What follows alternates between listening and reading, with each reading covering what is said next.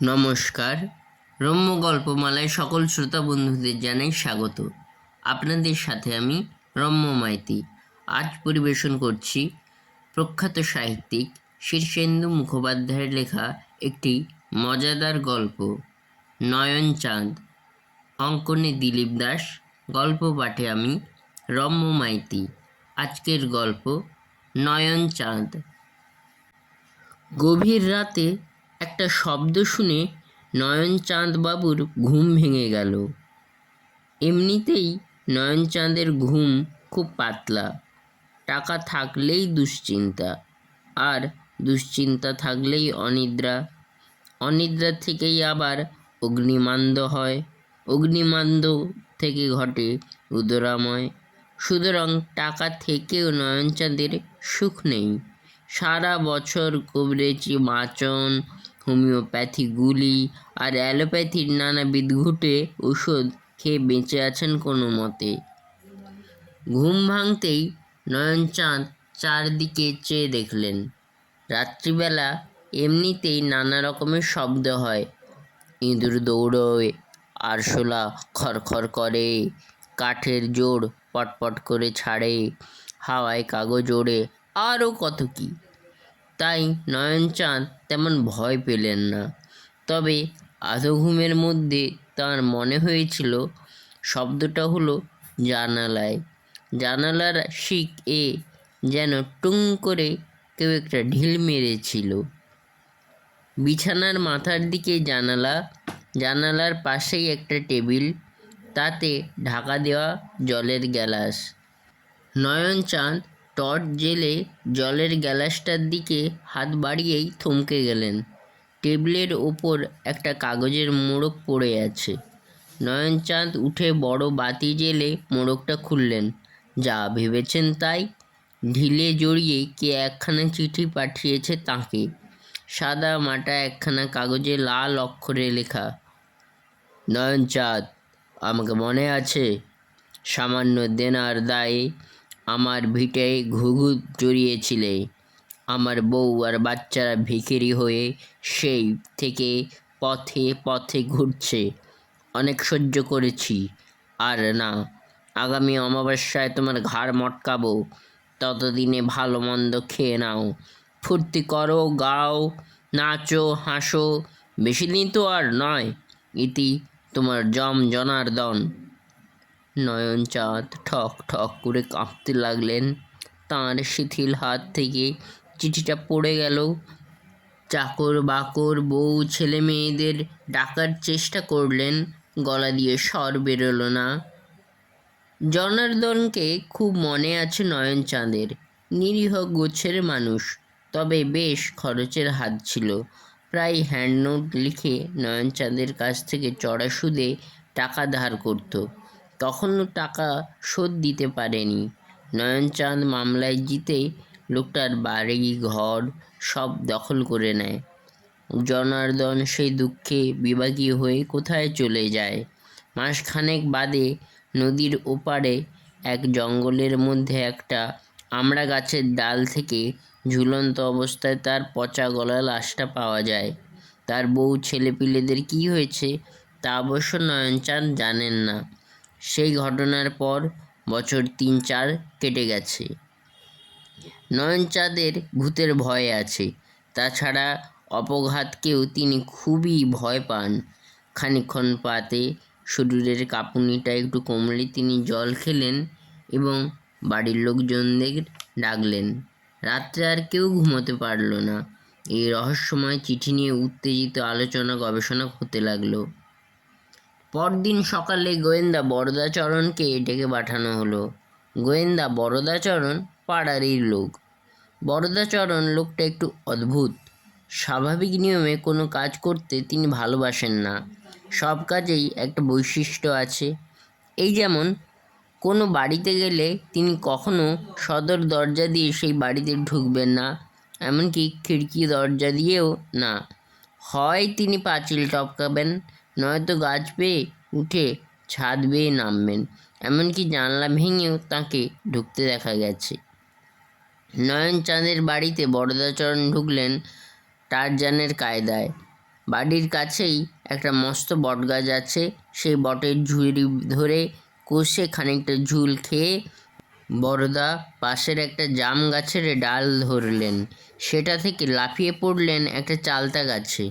সেখান থেকে নয়নচাঁদের বাড়ির পাঁচিল ডিঙিয়ে অবশেষে একটা রেইন পাইপ ধরে 3 তলার জানলায় উঁকি দিয়ে হাসি মুখে বললেন, এই যে নয়নবাবু, কি হয়েছে বলুন তো? জানলায় আচমকা বরদাচরণকে দেখে নয়নচাঁদ ভিড়মি খেয়ে প্রথমটায় গো গো গো গো গো করতে লাগলেন।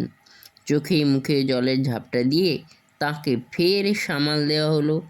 বরদাচরণ ততক্ষণে ধৈর্যের সঙ্গে জানলার পাইপ ধরে ঝুলে রইলেন। অবশেষে যখন ঘটনাটা বরদাচরণকে বলতে পারলেন নয়নচাঁদ, তখন বরদা খুব গম্ভীর মুখে বললেন, তাহলে এই জানলাটাই, এটা দিয়েই ঢিলে বাঁধা চিঠিটা ছোঁড়া হয়েছিল তো?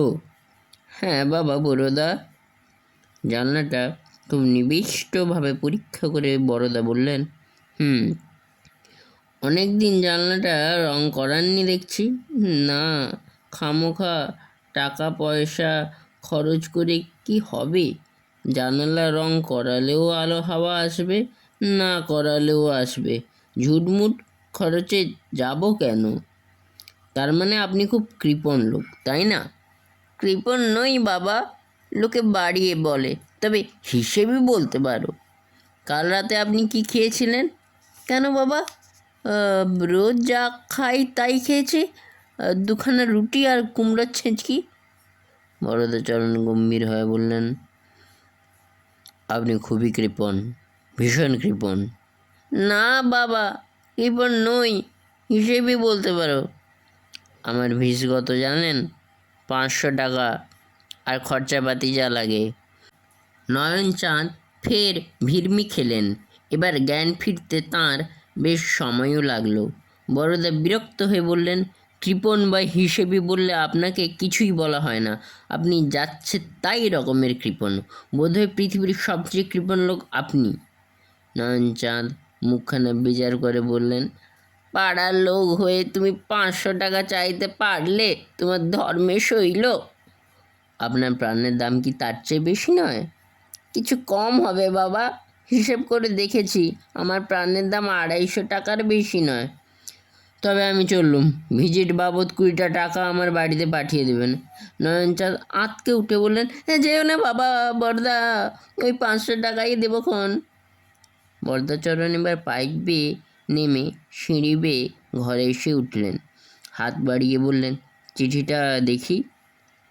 চিঠিটা নিয়ে খুঁটিয়ে খুঁটিয়ে সবটা পড়লেন। কালিটা পরীক্ষা করলেন, কাগজটা পরীক্ষা করলেন, আতস কাঁচ দিয়ে অক্ষরগুলো দেখলেন ভালো করে। তারপর নয়নচাঁদের দিকে চেয়ে বললেন, এটা কি জনার্দনেরই হাতের লেখা? ঠিক বুঝতে পারছি না। জনার্দন কয়েকটা হ্যান্ড নোট আমাকে লিখে দিয়েছিল, সেই লেখার সঙ্গে অনেকটা মিল আছে। বড়দা বললেন, মনে হচ্ছে গামছাটা তেমন টেকসই ছিল না। তার মানে কি বাবা? এখানে গামছার কথা ওঠে কেন? গামছাই আসল। জনার্দন গলায় গামছা বেঁধে ফাঁসে লটকে ছিল তো? মনে হচ্ছে গামছা ছিঁড়ে সে পড়ে যায় এবং বেঁচেও যায়। এই চিঠি যদি তারই লেখা হয়ে থাকে তো বিপদের কথা। আপনি বরং কটা দিন একটু ভালো খাওয়া দাওয়া করুন, আমোদ আহ্লাদও করে নিন প্রাণ ভরে। তার অর্থ কি বাবা? কি বলছো সব? জীবনে কখনো ভর্তি করিনি, তা জানো? জানি বলেই বলছি। টাকার পাহাড়ের ওপর শকুনের মতো বসে থাকা কি ভালো? অমাবস্যার তো আর দেরিও নেই। নয়নচাঁদ বাক্যহারা হয়ে চেয়ে রইলেন। তারপর বললেন, জনার্দন যে মরেছে তার সাক্ষী সাবুদ আছে। লাশটা শনাক্ত করেছিল তার আত্মীয়রাই।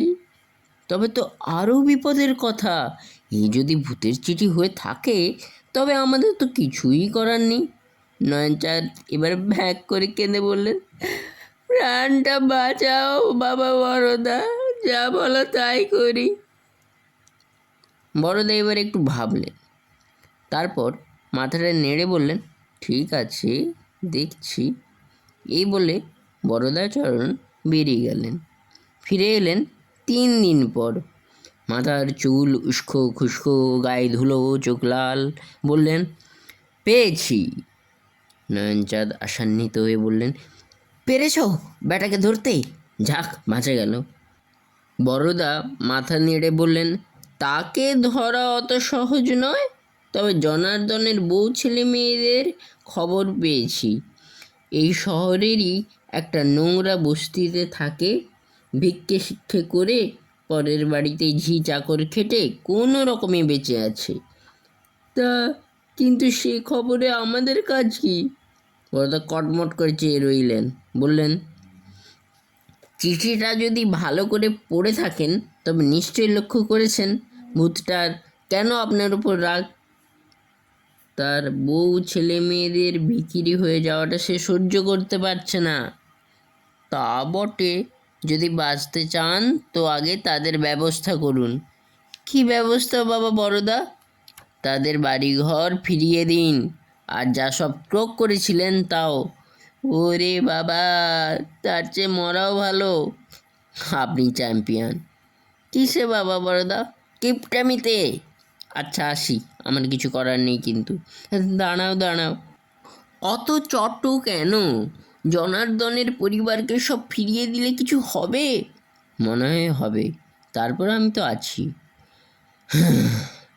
একটা দীর্ঘশ্বাস ছেড়ে নয়নচাঁদ বললেন, তাহলে তাই হবে বাবা। অমাবস্যার রাত দেরি নেই, মাঝখানে মোটে 7টা দিন।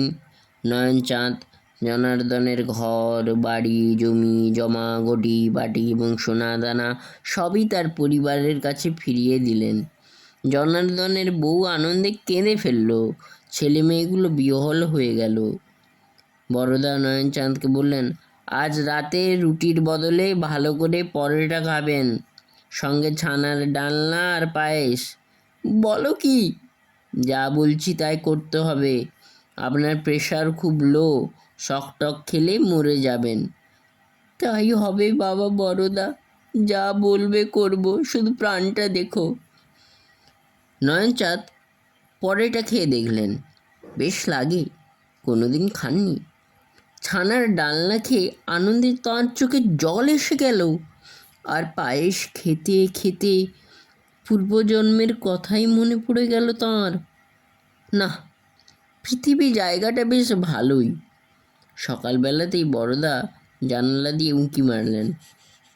এই যে নয়নচাঁদ বাবু, কেমন লাগছে? গায়ে বেশ বল পাচ্ছি বাবা, পেটটাও ভুটভাট করছে না তেমন। আপনার কাছারি ঘরে বসে কাগজপত্র সব দেখলাম। আরও 10টা পরিবার আপনার জন্য পথে বসেছে। তাদের সব সম্পত্তি ফিরিয়ে না দিলে কেসটা হাতে রাখতে পারবো না। বলো কি বাবা বড়দা, এরপর যে আমি পথে বসবো? প্রাণটা তো আগে। কি আর করেন? নয়নচাঁদ বাকি 10টা পরিবারের যা কিছু দেনার দায় দখল করেছিলেন তা সবই ফিরিয়ে দিলেন। মনটা একটু দমে গেল বটে, কিন্তু ঘুমটা হলো রাত্রে। অমাবস্যা এসে পড়ল প্রায়। আজ রাত কাটলেই কাল অমাবস্যা লাগবে। সন্ধেবেলা বড়দা এসে বললেন, কেমন লাগছে নয়নচাঁদ বাবু? ভয় পাচ্ছেন না তো? ভয়ে শুকিয়ে যাচ্ছি বাবা। ভয় পাবেন না, আজ রাত্রে আরও 2খানা পরোটা বেশি খাবেন। কাল সকালে যত ভিখিরি আসবে কাউকে ফেরাবেন না, মনে থাকবে? নয়নচাঁদ হাঁ ছাড়া গলায় বললেন, তাই হবে বাবা, তাই হবে। সব বিলিয়ে দিয়ে লেংটি পরে হিমালয়ে চলে যাব, যদি তাতে তোমার স্বাদ মেটে। পরদিন সকালে উঠে নয়নচাঁদের চক্ষু চড়ক গাছ। ভিক্ষে দেওয়া হয় না বলে এ বাড়িতে কখনো ভিখিরি আসে না, কিন্তু সকালে নয়নচাঁদ দেখেন বাড়ির সামনে শয়ে শয়ে ভিখিরি জুটেছে। দেখে নয়নচাঁদ মূর্ছা গেলেন। মূর্ছা ভাঙার পর বেজার মুখে উঠলেন। সিন্দুক খুলে টাকা বের করে চাকরকে দিলেন ভিখিরিকে দেওয়ার জন্য। ভিখিরিরা যখন বিদায় নিল তখন নয়নচাঁদের 1000খানেক টাকা খসে গেছে। নয়নচাঁদ মাথায় হাত দিয়ে বসে রইলেন অনেকক্ষণ। 1000 টাকা যে অনেক টাকা। দুপুরে একরকম উপোস করেই কাটালেন নয়নচাঁদ। টাকার শোক তো কম নয়। নিজের ঘরে শুয়ে থেকে একটু তন্দ্রাও এসে গিয়েছিল।